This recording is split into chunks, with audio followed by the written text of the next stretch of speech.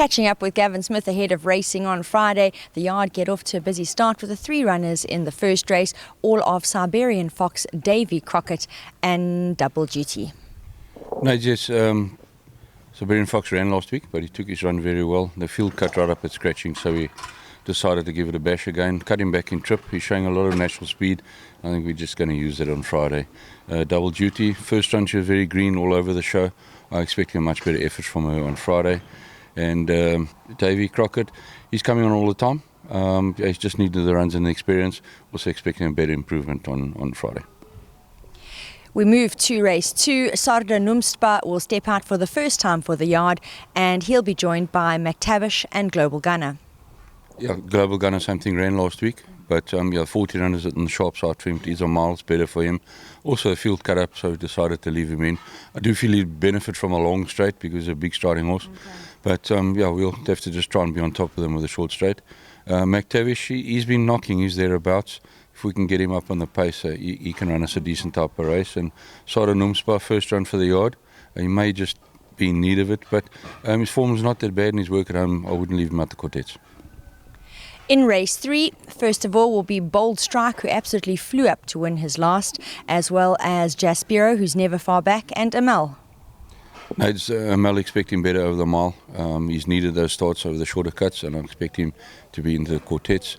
Jaspiro track and trip is probably his best, the mile on the poly. And Bold Strike won well last time out, he won with authority. He could flash up again in a race like this. In race 4, Easy Living ran a great race in her first handicap outing last time out, and Princess of Winter, drawn terribly in her last, will enjoy a much better draw on Friday. Yeah, Princess was, ran from a shocking draw last time out. She's drawn nicely now and expected to run a better effort, to be a nice fresh run for her. Easy Living ran a good race, although she's not a huge filly, but she's got a bit of weight to carry. They tend to push the youngsters' ratings up quite a bit, so she's got a bit of weight to carry. That's the only thing I can count against her. Her work at home's been good. Race 5, another 2 runners, Tuk Tuk, who's in super solid form, and he'll be joined by Secret Link. Secret Link also, I've taken blinkers off, tongue tie off, everything off, back to the drawing board with him. His ratings eventually come down, it was too high for him.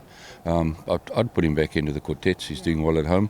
And Tuk Tuk track and trip seems to suit him down to the ground. His form is solid and he should be there. In race 6, we'll see River Cafe, Single Sing and Big Sky Country. No, it's River Cafe last time out. Showing a good race to a point. I think she'll benefit from the shorter straight poly. Single Sing, she didn't shape at all last time out. It was when we had rain and the track was very patchy and she didn't enjoy the going at all.